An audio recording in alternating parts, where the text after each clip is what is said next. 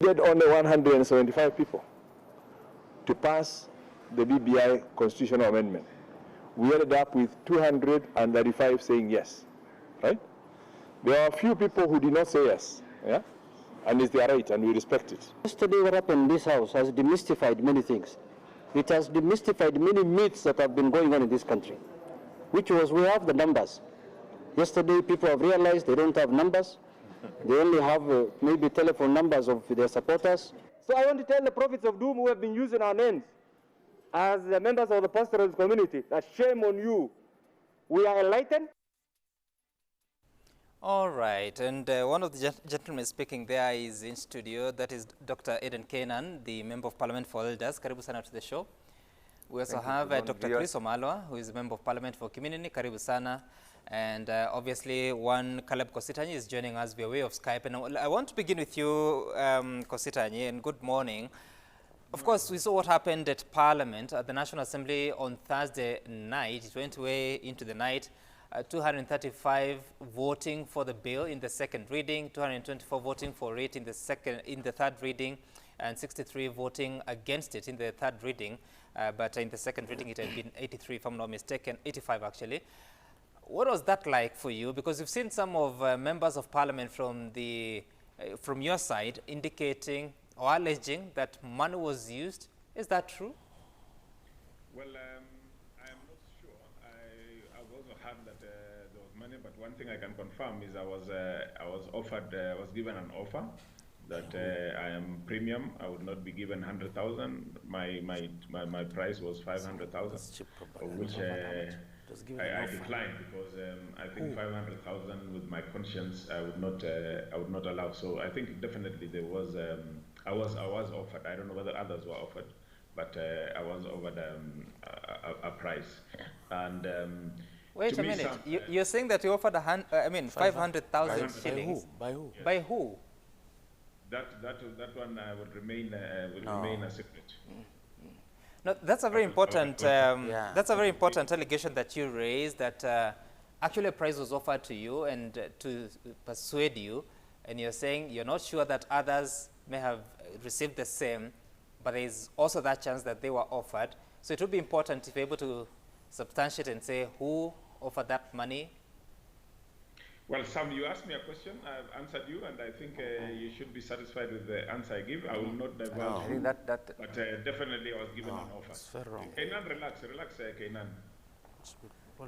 Wow, that's interesting. I mean, you are the joint secretary of the Jubilee Parliamentary Group.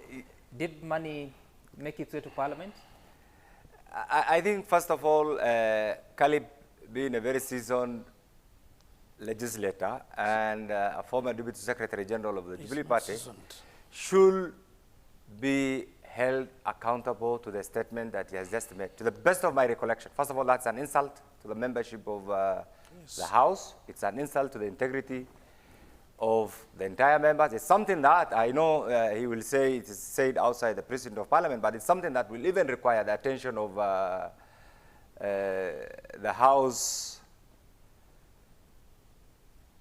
committees, because the way Parliament works, the National Assembly has a membership of 349 members, plus the Speaker, 350 members, and therefore to allege that a member was offered 500,000, and yet this is a process that has been going on. This is a process that has gone through almost all over 47 county assemblies. This is a process that many members have expressed commitment to support, and therefore to allege that members were offered monetary gains, I think it's an insult, and the Honorable Kositani should use the earliest opportunity to apologize to the membership of the House and retract that particular statement, because I can bet that he has no evidence at all, being one of the organizers actually of that particular day and being one of the persons actually who was involved in making sure that the bill was passed. It didn't come to my attention at all. It's immoral, it's corruption of the highest order. It's not entertained, it doesn't happen, and therefore for my friend here to allege that he was offered 500,000 and meaning therefore that other members were also induced, I think it's unfortunate, it's not acceptable, and he should use the earliest opportunity actually to apologize. And before I get to you, Dr. Chris Omalwa, you said that you were one of the people tasked with ensuring that the bill was passed. How exactly did you achieve that? You see what Kenyans are enlightened. This is a popular initiative. This is a process that has been in the public for quite some time. It's a public-driven, it's, you know, popular initiative means it's public-centered, it's public-oriented, it's public-placed. It has been on. The county assemblies have had an opportunity to deliberate. It has been in the National Assembly for quite some time. Members have interrogated the document. They have gone through it. They know what is good for this country. You know, really, it's not good to demean the membership of the House. These are highly qualified people, highly educated, highly seasoned, and people of integrity. And therefore, to allege that they passed the bill simply because there was monetary gain, in my opinion, is a very, very, very unfortunate statement. And therefore, the members supported the bill consciously because we looked at the benefits. We looked at the benefits. You see, our constitutional making process is a very difficult, a very dynamic process. We look at the benefits. What are we gaining from this amendment? The gains increment of revenue allocation to the counties from 15% to 35%, the issue of ward development, the entrenchment of CDF in the Constitution, the issue of health commission, the issue of youth fund, the issue of entrenchment of witnesses protection, you know, enabling, you know, creating a conducive business environment. All these things collectively informed.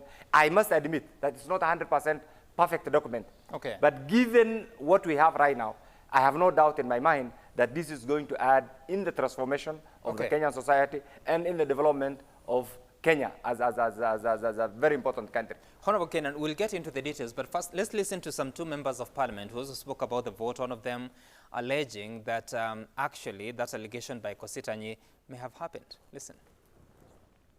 It was a sham, money was used, and I hope the people of Kenya will prove their positions as the document goes to them. We stated from the word go that BBI for us will not be a contest before the main contest. Our contest with our opponents is in next year's elections, not with BBI. And Dr. Chris Omalwa, because you've had now Kositanyi becomes the second member of parliament to allege that money was used or money exchanged hands. Did that happen, and how exactly were you mobilized yourself? First and foremost, the two members of parliament who are talking about money exchange hands, they are first-time members of parliament. I want it to be on record. And parliament has rules and procedures. We have outstanding orders. And that is a very, very serious allegation that you impute improper motive about parliament. And as a parliament, we need full disclosure because we are discussing a very serious matter. And I have no doubt that this matter will find itself to the Committee on Privilege. Yes. Because you cannot come on a nation media house and you say you are bribed 500,000. You must come out, give full disclosure, who gave you that money. You not come here for propaganda. Even under Article 33 of the Constitution, much that we have freedom of expression, should not be incitement, it should not be issues with propaganda. So for Honorable Koistan, he's a first-time member of parliament. He might not be knowing the implication of that particular statement, but we have a committee on privilege. We've had many people actually coming outside, maybe the media house, giving allegations, and when there is a matter touching on the floor of the house, we've seen them being named. And Honorable Kenan has been on the front line. I've seen him even naming people in the last parliament. So I have no doubt that he must be ready for the consequences when it comes to parliament on matters of parliamentary privilege. Now, on this aspect of BBI, remember I was on this media house and I said it clearly that we were just conveyor belts. Many people threw stones at me, but under Article 257 of Constitution, when it comes to matters of the referendum, the sovereign power belongs to the Wanjiko. It belongs to Naliaka. It belongs to the that common Mwananchi. There's no way you can amend a bill which is not yours, because this bill originated from the popular initiative. And under Article 1 of the Constitution, which talks about sovereignty, the sovereign power belongs to the people. It is supreme. They are the ultimate. Under the political theory, those who have done a bit of political science, there's that theory of sovereignty. Okay. And it outlines clearly that the sovereign power belongs to the people. And in any case, if you want to change the sovereign power of the people, it must be a referendum matter under Article 255. So to me, National Assembly did very well, and I'm proud of that, because neither the document was not 100%. But this is where we are changing from a presidential system to actually a hybrid system. We are changing the function of Parliament. So this is why it must be a referendum matter. So from here, the steps are very clear. By the way, we request, humbly requesting the Senate to pass. But even if they pass otherwise, it's actually inconsequential. Go for the vote. Absolutely, it's inconsequential. Let's get back to Caleb Kositanyi before you leave this matter. I know you said that you don't want to get into the details, which is fine, but I wish you could substantiate. But maybe you can give us details on whether this money was offered, were you called, or did someone approach you while at the presence of Parliament? What are the circumstances? Discussion going on within the chamber, and there were members who were going around convincing member A, member B, member C, and I was approached by somebody. So that matter should end there. And I want to tell my colleagues not to get agitated. They should not act like they are threatening me. If I am called before the Privileges Committee, I am a law-abiding citizen, and I will go and state my case. So let's not try and make this about first-timer and second-timer. It's really neither here nor there, whether you're a first-timer or not. You're a member of Parliament. You exercise your responsibility as a member of Parliament on behalf of the people who voted you in, and that is where it is. So I think the desperation by what I would call the yes team to have this vote pass was quite evident. It was quite evident. They were moving around. They were all over the place. They were not sure of their numbers. And that is why you can see from the clips you just played, the chest thumping that followed the following day. You know, we won. We wanted 175. We got two something. It's the end of Tanga Tanga. It's, you know, really. As a people, as the team that has been branded Tanga Tanga, BBI was never part of our initiative. You've heard Kimani Ichung'wah say there. We are not in any competition with anybody. The competition we're focused on is 2022.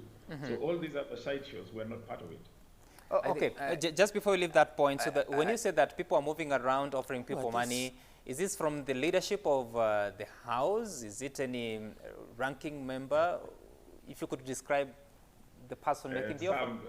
They are all, when we are in the House, we are all members of Parliament. Whether you are in the leadership or not, we are all members of Parliament when we are in the House. So really, it was a members of Parliament. No, that would be important because it would suggest whether it's party position. It's just another member trying to play around with your mind. It was definitely not an outsider because it was inside the chamber where the discussions were taking place. So they were members of Parliament. Okay, all right. And I think before he leaves, we are on national TV. Parliament is a sacred institution. My friend Caleb Kositanyi is making a very serious allegation and is imputing actually improper motive on the entire membership of the National Assembly. And I think he knows the consequence. It's not an issue that I can promise you, it's not an issue that I'm not threatening in any way, but it's not an issue that will just die here. This is an issue that must go to the Powers and Privileges Committee. So because the assumption here is all the members who are there or who voted for yes were bribed. But let me take him back. Few months down the line, there are theories all over outside there that the BBI report will not get the endorsement of the statutory, the requisite number of counties. What happened? Over 44 counties actually, including where he comes from, the only county that abstained, voted for BBI. That demystified... It's 43. 43. That demystified the first false narrative. Second was the National Assembly will not pass. I can assure you the numbers. The members were so happy. We were there up to midnight. I didn't see at all, and I was there throughout. And therefore, I really want to plead with my friend. I think the sooner you retract that particular statement, the better for everybody, because right now, I think it's a very serious statement. Personally, I take offense, because I am one of the individuals, I'm one of the members actually of the 349 members of that August House, and I think to impute an improper motive on everybody is not fair, it's not just, and I think it's not acceptable at all. Secondly, Honorable Kenan, Honorable Kositanyi appears very confident with what he's saying, so I think that's a matter that can be resolved through the parliamentary process.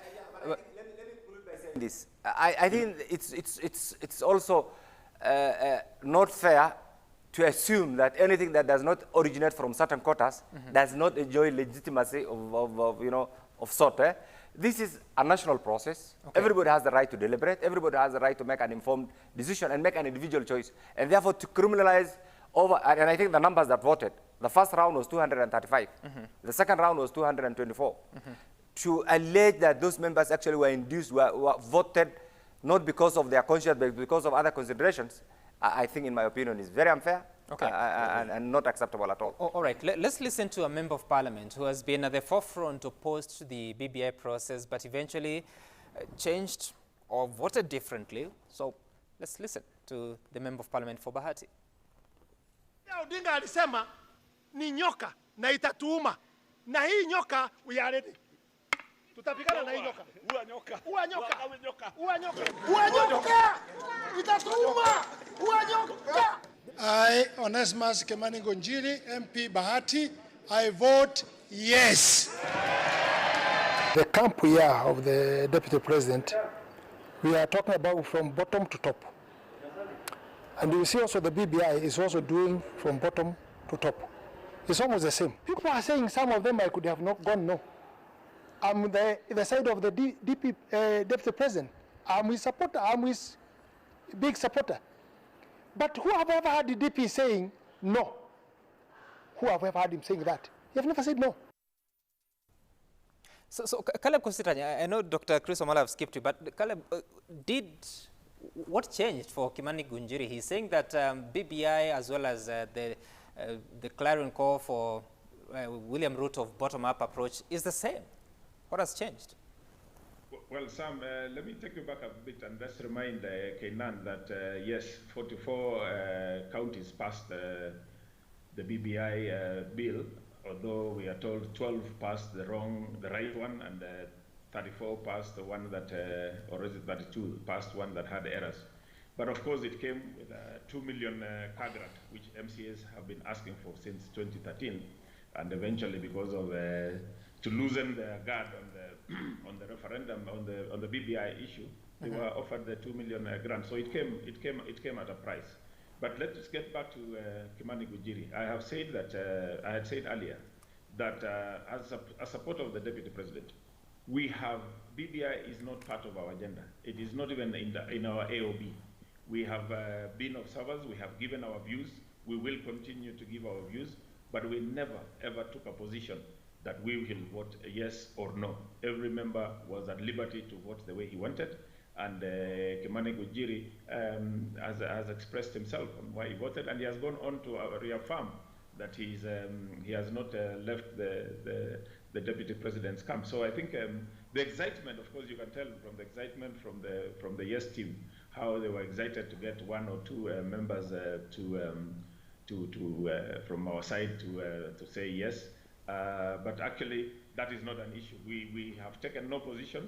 We never held a meeting to try and mobilize. The Deputy President never called anybody to guide them on how to vote. Everybody who went in there to vote was at liberty to vote either yes or no. Okay, all right. And Dr. Chris Omala, before we can take a short break and focus on other matters, so when this decision is made, because many people are reading it and looking at it like it's political alignments. People voted based on their political allegiance. And there was the letter that came from President Kenyatta and Raila Odinga, the former Prime Minister, rallying MPs to vote for the bill. There's the action that was taken against the former Vice Chair of the JLAC, that is Otende Amolo, people saying that he was intimidated to vote the way he did because of certain positions he had held in and outside Parliament. At the end of the day, people are reading politics. Yeah, absolutely. Politics is everything. But one thing I want to say is that I want to demystify the misconception that the bill was passed in different versions.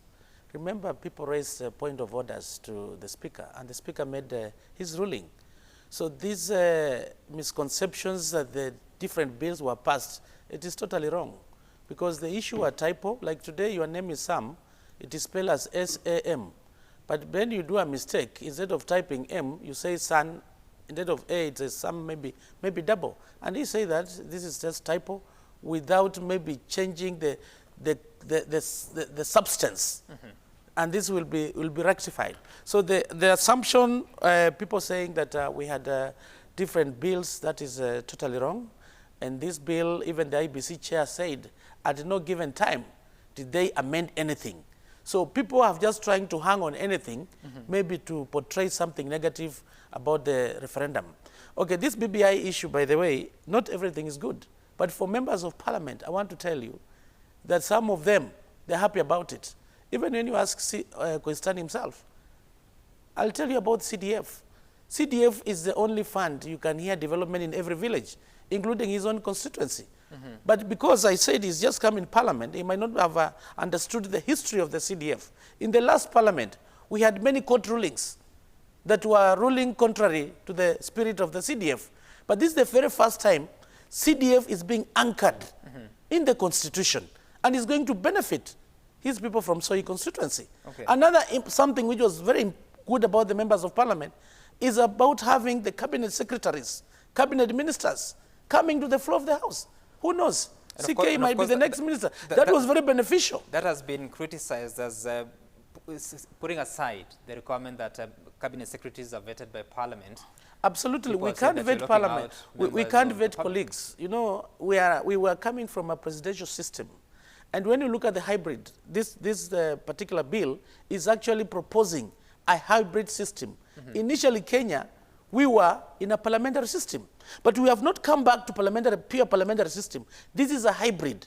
And there are a lot of benefits of having cabinet ministers coming from the floor of the House on matters of accountability, on issues of question time. When you go to the UK, question time is something very, very popular. And you, as a member of parliament, when it comes to representation, there are issues that are affecting your constituents that you must come and ask the executive. The members of cabinet have not been coming to answer the questions because they are not members of parliament. But these are big benefits when we get cabinet secretaries coming to the floor of the House on matters of representation, on matters of accountability, is going to be a plus. So this issue, members of parliament, I can tell you, they are very excited about the changes. You might not be 100%, but we have very good benefits. The cabinet ministers coming from the floor of the House, CDF being anchored in the law, the Ward Development Fund now is going to be there, cascading development up to the smallest unit. Now, coming to what to your question. Let me cut you short because we'll talk about that. Of course, it's questionable, bearing in mind that you're talking about the question time will make it easier for members of the cabinet to respond to questions. But we'll come to that later. First of all, let's cross over to Kisumu County, where Laura Cheng Otieno is standing by. And today, being the 10th of May 2021, we understand is the reopening of schools across the country. Laura, where are you at and what have you been seeing, especially with the learners resuming school after that? Is it 7-week break? Indeed, Sam, we are at the Kisumu main bus terminus, which lies coincidentally between the Kisumu girls and the Kisumu boys high schools. And what we have witnessed so far is that the transport sector is a bit slow, but we are being informed that the stakeholders are confident that from about 10 a.m. thereabout, there will be a lot of traffic in terms of parents and learners that will be resuming for their third term of learning. But some of the parents that we have spoken to, Sam, have been raising the question of the tough economic times. They're indicating that even though the Education CS, George Magoha, had indicated that no learner should be chased out of school because of school fees, they are a bit worried because they say they understand the kind of environment that schools are operating in right now, and they're not very sure whether the capitation for schools has been made.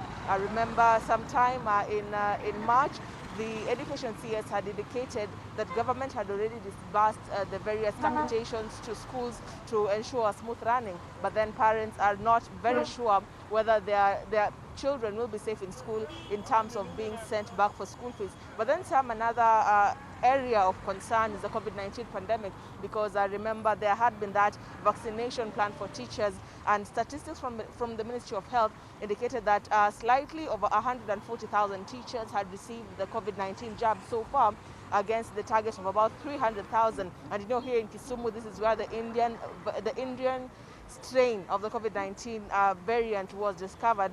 Therefore, we will be walking around different schools to see what kind of measures are put in place, because there had been a caution from the Ministry of Health in India and the Ministry of Health in Kenya as well, that that particular variant is quite virulent, and therefore it requires different people to take extra caution in terms of the observation of the COVID-19 containment protocol. So right now we are looking at the transport sector and how it will be shaping up in terms of transporting the students back to school, but also we will be looking at how the schools will be handling themselves in terms of putting extra caution to ensure that they are taming the curve of the spread of COVID-19 at this time when the curve seems to be flattening, Sam. Okay, all right, thank you so much, Laura Otieno there from Kisumu. And of course, this is an important day as we continue waiting for what will happen to the Kenya Certificate of Secondary Education. Of course, the marking was concluded last week, and we'll be expecting to hear of what the results will be like. As soon as that happens, we'll be sure to let you know when and the time. You wanted to say something as... I think you made two sweeping statements. One, that the two principals actually issued a directive to the members. It's not a directive. It was a letter rallying the members. No, it's not a letter. It's just a press brief to highlight the significance of BBI and urging their political supporters in Parliament to pass the bill. And I think that is the work of any politician. How different is that from what I just said? The difference is, you see, it's not a letter, directing the members. It was just a press brief highlighting the significance of BBI, the roadmap, and asking everybody, in particular their supporters, to pass BBI. But I think there's something that I think we need really to understand. And I wanted to ask my good friend, Honorable Caleb Kasitani, was Kimani Gunjuri, the assumption that he made and the allegation that he made, was Kimani Gunjuri also, because I remember I've seen over 20 members who had previously actually associated themselves with this group who voted for yes. Is he also alleging that they were bribed? Well, Caleb Kositani, I think you referred to that, but it's a direct question. Just go ahead and respond. I think, yeah, I can see Kainan is really concerned about this allegation. Bro, because it touches about our integrity. It touches about... Just hold on. Yes. Let him respond. Direct that question to Kimani Gujiri. I'm sure he's known to you. You've been with him in Parliament for long. So I will answer what I can authenticate. I'm not finished answering my question. Kimani Gujiri himself. Okay, all right. And Dr. Chris Omala, you had been responding to something. Yeah. And I was raising a question. When you say that you're happy that now ministers will come from the House and they'll have an opportunity to respond to questions during question time, I'm just wondering, how do you reconcile that against service delivery? Is there any evidence to show that the cabinet secretaries at the moment appointed through the current regime have not delivered as much because they were not in Parliament? Okay, that's a good question. Under Article 1 of the Constitution, it talks about the sovereignty, and it says the sovereign power belongs to the people. It will be exercised by the people or by their directly elected leaders. We've seen many cases happening. For instance, in my constituency, I've seen many issues of insecurity. So I have a responsibility to come and raise the matter on the floor of the House with the CS in charge of Interior. So when I bring that question on the floor of the House, and the CS is not there to come and answer, remember CS represents the executive. And the executive, under the principles of separation of powers, where Parliament is there to enact laws, executive is there for implementation, and the judiciary is there for purpose of interpretation. So when I bring a matter on the floor of the House, I expect an answer from the executive. That's why question time is there, okay? But now, if the cabinet secretary, because he's not a member of Parliament, he can't come on the floor of the House to answer that question. And there's also a follow-up question in terms of clarification. He's nowhere to be seen. But if he comes on the floor of the House, a matter that can be resolved maybe within 6 months or whatever, it can be shortened. It can even be addressed within a week. So that is a plus when it comes to service delivery to the people. But I want to go back to the question you asked me about Kunjiri. Kunjiri is a member of Parliament of Bahati, and he knows what CDF has done. And as members of Parliament, we are allowed to change. You know, there was a lot of misconception about this document of BBI. There was a lot of propaganda that was going around. So maybe Honorable Kunjiri, when he came on the floor of the House and looked at the report, looked at the document, he realized, oh, a lot that was outside was propaganda. So when he realized the true document, this is what it says, and is benefiting the people of Bahati, one, through anchoring CDF in the law, for instance, he saw there was a plus. So as a member of parliament, you are allowed to change. There was so much propaganda going out. Now, moving from here, you asked me about that question. Moving from here, the next thing is the speakers to take the matter to the president. And before the president assents, he has to take it to the IEBC for purposes of referendum. Right. We know very well, and I raised this matter on this media house about the issue of the IEBC, the selection panel. I'm sure the selection panel, the advert was out, and within 2 weeks or 3 weeks or so, we expect the other commissioners to be in place so that we see IEBC is constituted. And as we move forward, IEBC is going to be very, very busy about this issue of referendum. Remember, they must do massive voter registration. The law talks that they are supposed to do continuous voter registration, which has not been going on. So they need to do that. There must be voter education, and they have to do this within 90 days. So we're in May now, so we should expect a referendum maybe by July or early August, because the law talks about within the 90 days. So right. IEBC, the ball is in your court. They must be able to move with speed. And when Jiko wants to see a referendum within the 90 days.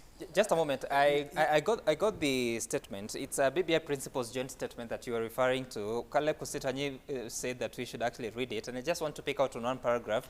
And it says, it's obviously from President Kenyatta and Raila Odinga, the former Prime Minister. We're making a joint appeal to members of the National Assembly and the Senate to join the 3.18 million Kenyans who supported the bill and the 44 county assemblies who approved it. I believe it's supposed to be 43 counties, in upholding what represents the hopes and aspirations of all those who participated in the various public fora seeking long-term solutions to this country's problems. And you're saying that, of course, we are differing on the language to, say, yes. to use on yes. what that exactly was. But if you had to look at now the next process, one Dr. Wamalo is saying that from now on it's 90 days. Of course, the vote is yet to be taken by the Senate, probably will be taken tomorrow, but whatever happens, the process continues to the next level. Is there a possibility that it can be dispensed with within 3 months, bearing in mind that there are certain court cases that are still pending? Yeah, I think first of all we must accept that this is a political process.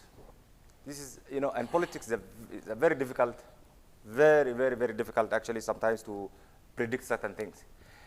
Before I answer that particular question, there's something that Honorable Wamala has actually alluded to. The system that we have had before the August 10, the promulgation of the August 10, 20 Constitution was the Westminster model. We had a pure presidential system, but largely anchored on the Westminster model. After 2010, what we have is a pure presidential system. That has brought, actually, that has brought in a lot of challenges, like the role of cabinet ministers. Most cabinet ministers are actually technocrats. And politics is an art, it's a skill, it's a profession. And ideally, a politician is supposed to be an all-round character. That is why I 100% agree with what Dr. Wamalo has just said, that having ministers actually coming from parliament actually will improve service delivery, will improve efficiency, and will also inject a bit of dynamism actually in politics. Because right now you have a minister who is the head of a particular ministry, yet he cannot vote for his own activities when it comes to parliamentary activities. You see the challenge now. But isn't that the beauty of separation of powers? No, it's not the beauty. Actually, it makes it actually very difficult for that particular minister. So right now, we are going to have a hybrid system. Of course, ministers will still come from outside parliament.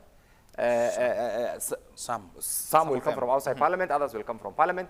And I think that will inject a bit of dynamism, a bit of responsiveness, and a bit of accountability in the way ministries are run, in the way ministers respond. It's like right now, ministers are completely new when it comes to parliamentary activities. You know, even interacting with members of parliament is a bit difficult.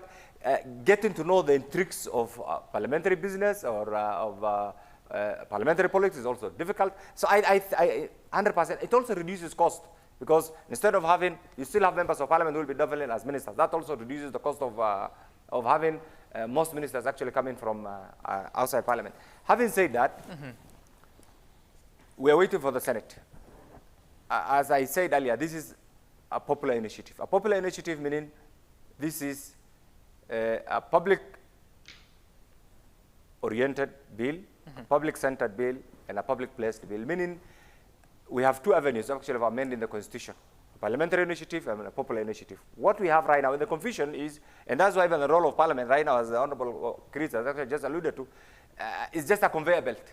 And I think the framers of the current Constitution had in mind, what they had in mind was to allow the public to make an informed decision when they decide to go for a popular initiative, and to allow Parliament also to make its own independent decision when they decide to go for a parliamentary-driven initiative. So because of this separation right now, once the Senate passes, and we hope, inshallah, by Tuesday, the Senate will have dispensed off with this, the other bit is now to clear the legal challenges here and there, and I'm sure that I don't want to comment on that, but I'm sure nobody again can stop a public-driven, a popular initiative. This is Of course, at the moment, there's an injunction stopping IEBC from starting. So when that comes, I'm sure. But for now, we'll do our bit as parliamentarians.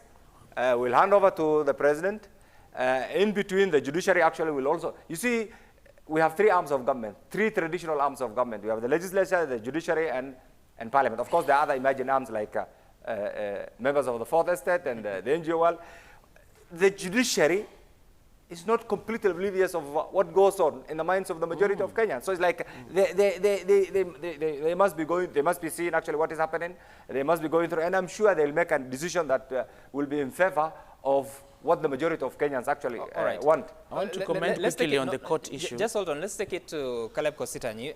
and Honorable Kositanyi, so listening to the conversation here, of course, making a case for BBI, sponsored constitutional amendments, and why it will herald new beginnings for the country when it comes to management of public affairs. I don't know what your perception is around that. And then secondly, you've been opposed.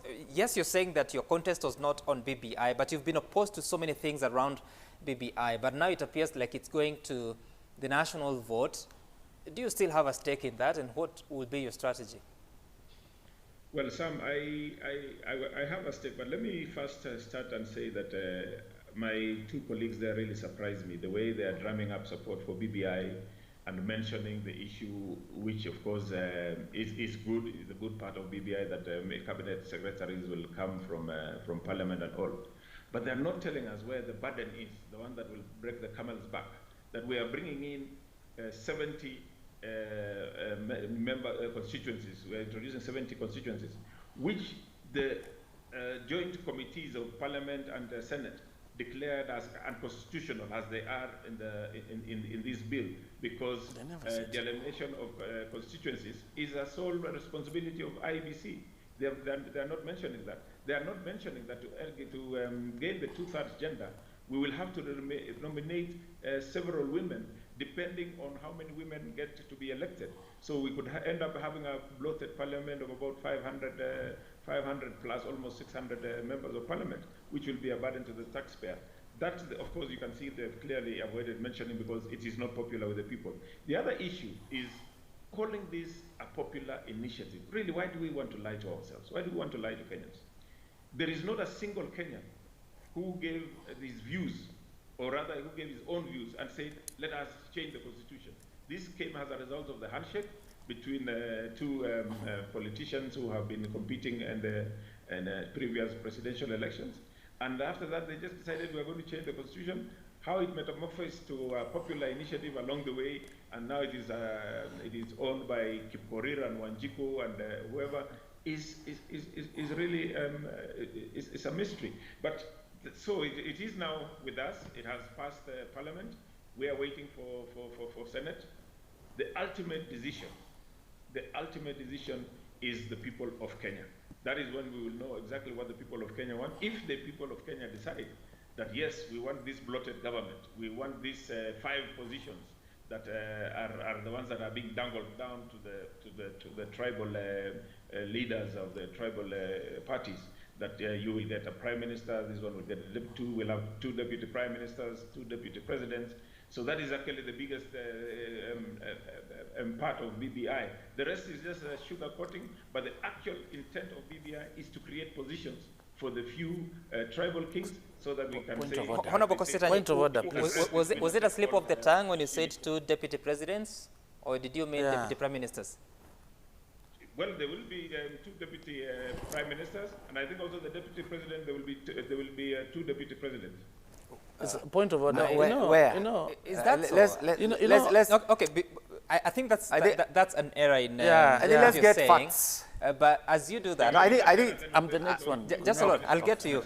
Honorable Constituency, just a moment. The question I'm asking you is that because now you're saying that Kenyans will have the opportunity to decide, what role will you play in the coming days and months? Well, as personally as me, I will advise Kenyans to vote no. Excuse me. I will use whatever position I have, whatever means I have to ensure that I sensitize Kenyans to vote no. Is there such a strategy being thought around the deputy president and your side of politics? That is why I say personally. Okay. Now. So remove the deputy president from this. This is Caleb Kostani. Okay, all right. Dr. Chris Omala, you wanted a quick to make one. a clarification I think Honorable Kostani is a man I respect so much. But from his contributions, it shows clearly he has not read the parliamentary report. First, there's nowhere in that report which says the creation of 70 constituencies is unconstitutional. I think he needs to go back and read. It is clear. The report says the creation of additional 70 constituencies, it is constitutional. The unfortunate thing is when it comes to the issues of delimitation, you should go and read Article 89 of the Constitution. IEBC is not obligated. If we've created more constituencies, it's them to go and do the delimitation. So the unconstitutional aspect came in when it comes to the delimitation of these boundaries. It needs to go back and read so that when we come and speak here, we must speak from the factual point of view, not to come here and actually mislead Kenyans. When it comes to the issues of 70 constituencies, on each principle of equity, we have constituencies in this country which have 8 wards. We have others with 3 wards. When it comes to CDF, you get the same amount. Which constituency has 8 wards? Oh, there are many. Mine has 7. For instance, yeah, he has 7, for example. There's a constituency for Honorable, the one in Mwea. Mwea is 8 wards. When you come to Cherangany, 7 wards. When you go to Endebess, there are 3 wards. There are many, I can mention them. So it is coming to bring in equity. You can imagine, like for instance, in my constituency, the number of primary schools, secondary schools, there are so many. Then you have another constituency which doesn't have even a third of those schools. And yet when it comes to allocation of CDF, it's the same amount of money. So these 70 new constituencies are coming to do corrections to bring in equity. For example, when it comes to Trans-Nzoia County, we are supposed to have had 3 new constituencies. But we've been allocated 2, and we're saying, thank you, we pick the 2, we'll look for another extra one. So the 70 constituencies is coming to do corrections. When you go to a place like Nyeri, for example, where I had the Honorable Kashagwa saying that Nyeri, Kieni don't have a constituency. When you go to Nyeri County, we have 3 wards, 3 constituencies, which are protected. The word protection means they don't meet the threshold of the population quota to have a constituency. For example, Odaya, Tetu, Mukurweini. These are constituencies which are supposed to be abolished. But now with the new proposal, they are going to be retained. And when Kieni is big, when you look at the entire county, when you look at the population quota, they have the rightful share. Let's not bring politics. Let's bring facts on the table so that we debate factually, so that we inform Kenyans. Now, on the issue of the courts, the judiciary does not exist in isolation. They live in Kenya. We don't want this matter to bring a constitutional crisis. So these people went to court. All the applications were consolidated. By the way, they've already been heard. They are now doing the writing of the judgment. So I have no doubt by within this week or so, the judiciary should exercise itself so that this matter goes to the president and finds its way to the IEBC. Because the judiciary, this is a matter of national importance. They don't exist in isolation. They should act quickly. There's a question that's come in from an advocate of the High Court, that is Dunstan Omari. We want you, Dr. Kenan, to respond to it. And he's asking, we can put it up, and he's ask them if some judicial officers also will be in Parliament why only a hybrid of parliament and executive, but not the judiciary? I think he's asking because you're saying that ministers now will be, some of them will be coming from parliament, and those that don't will be ex-officio members of parliament, members of parliament. Why not have the judiciary? I mean, why the mixing of the arms of government? I think that's a question that Advocate Omari can answer himself. The work of the judiciary actually is to act as a neutral arbiter in the interpretation of laws. How about parliament? Parliament is there to legislate, okay, to oversight, to do budgeting, so when and representation. So when the executive is in parliament, yeah, how is it let's get this. I wanted to take you back to, before I come to that question by Omari, there's something that somebody said. It's good to understand the workings of parliament. Parliament is a quasi-judicial institution. And if you read Article 125 of the Constitution, Parliament and its committees have the same powers as the High Court. Now, on the issue raised by Caleb, that the committee declared the report, or the BBI report as unconstitutional, actually it's far-fetched. The Speaker, J.B. Muturi, issued a well-researched, a well-guided ruling on how this particular process actually was going to be conducted. And that is exactly what guided the House. And that is what takes precedence of any other thing. What the committee may have discussed, and I think there's a statement that I read about a Facebook post, actually, or a tweet attributed to Senator Wetangula, and I entirely agree with it yesterday. What he said is Parliament is a deliberative house, is a debating chamber. So sometimes you need to separate debating and making a final decision. Okay. What the members of that particular committee may have discussed is the distribution, the modus operandi, but at nowhere did I see anywhere in the report that they declared that particular aspect unconstitutional. And if they did, because I've gone through the report, or if they will have attempted to do, then that itself will have been unconstitutional. However, there are issues with the distribution of the number of constituencies. That regions that are disadvantaged, regions like where I come from are disadvantaged. Other regions are also disadvantaged. But because this is it's not a static process. Okay. Some regions might have benefited in 2010. Other regions might benefit 2021. Other regions will benefit maybe in 5 or 6 years to come. But I think the gains are more. And this is the thing that is making us actually support this particular document. On the issue of what Advocate Omari has alluded to, right. You see, judiciary is a very special, one very special arm of government. The hybrid system, it's not Kenya alone. This is a political process. The executive and parliament have some unique relationship. The judiciary is a very unique entity with a special function of interpreting and acting as a neutral arbiter in case there's a dispute or in case something requires a proper interpretation. So to that extent, that uniqueness must be protected. And this is not only unique to Kenya, it's all over. That is why we cannot allow judiciary to come to parliament, to mix with parliament, just like members of the executive. No, there has to be clear separation. So I think that's a very tricky question, and I'm sure if he goes back to his legal notes that he learned when he was in legal class, you know, that particular answer can be found maybe what he learned when he was in year 1. Now, I think I didn't expect a question from an advocate, such a question from an advocate, because why? As an advocate, you must understand what is the role of judiciary. Judiciary is there for purposes of interpretation. In case Parliament pass a law, for instance, which is unconstitutional, it forces Parliament to go back and enact. Okay. It is part of actually legislative.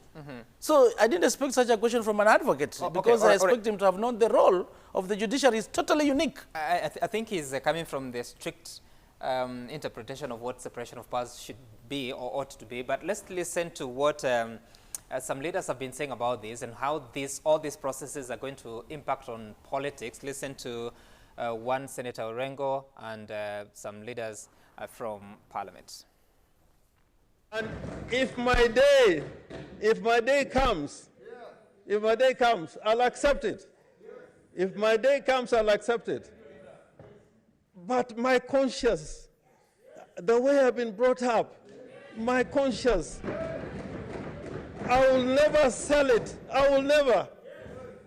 Because I know men and women, like the late Serenoi, one of the most brilliant lawyers.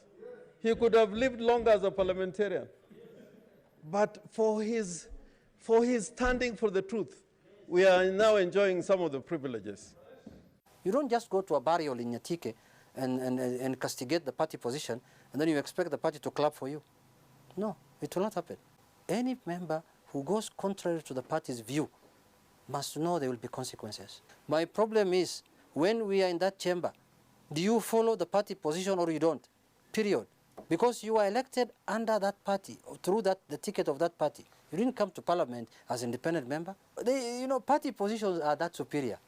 Even in mature democracies, leave alone this duocracy democracy of ours. My friend, if you are aggrieved, stop going to TVs, stop going to newspapers, go and complain to the party.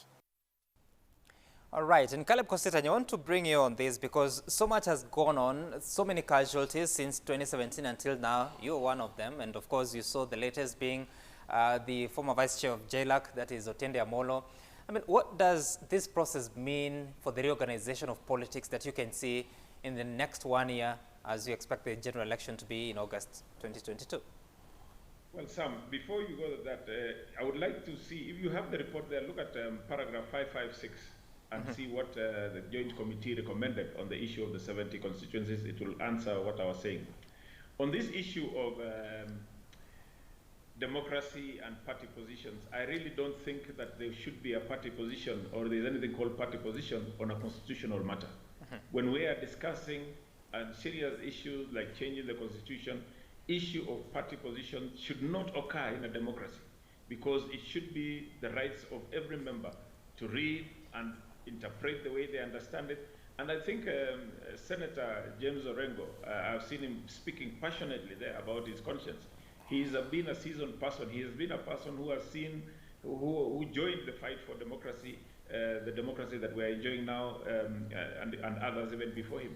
And I think it is evident that this BBI is something that is being forced. We were told by a certain civil servants that whether we like it or not, it will be forced down our throats like a dosage of medicine, slowly until we eventually swallow it. And it's coming to pass that anybody who is giving a divergent view, not necessarily saying even no, he's just giving a view on the ills and the mistakes that are there within this BBI and giving caution to Kenyans, is considered as going against a party position. So it's actually very dangerous when we are pushing a constitutional matter as a party position. The other issue that I want to mention, is Sam, that was mentioned earlier there, is an issue of the way my colleagues there are discussing that the judiciary within 1 week should dispense with these BBI cases and all.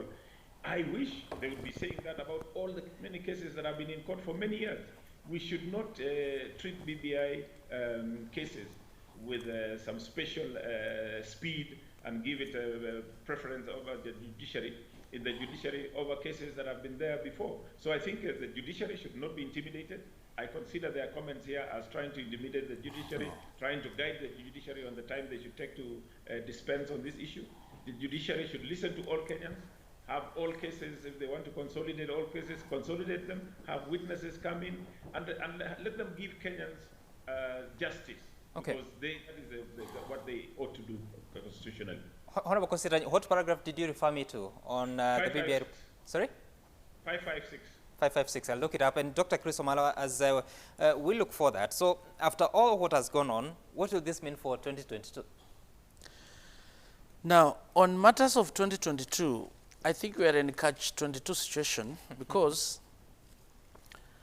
if BBI is going to pass, and if these 70 new constituencies are going to be created, then IEBC is obligated that 2022 elections must be conducted in the 360 constituencies. You cannot run away from that. But the challenge is, will they manage to do the delimitation within this short period? When you read the Constitution under Article 89, when it comes to reviewing boundaries, it is something that should be done at least 12 months to general election. But when you look at the BBI bill, under the transition clause, you'll see they have amended that to 6 months. That means if they can be able to do the delimitation and boundaries can be in place 6 months to elections, it is going to be possible. But when I look at IEBC, they've not been doing voter registration. The Constitution talks about continuous voter registration. We have so many young people, the young Kenyans, who have gotten their IDs and they're yearning that they must vote. So IEBC has a responsibility to do massive voter registration, voter education, the delimitation of boundaries. Boundaries will change. Some wards will move from one constituency to another.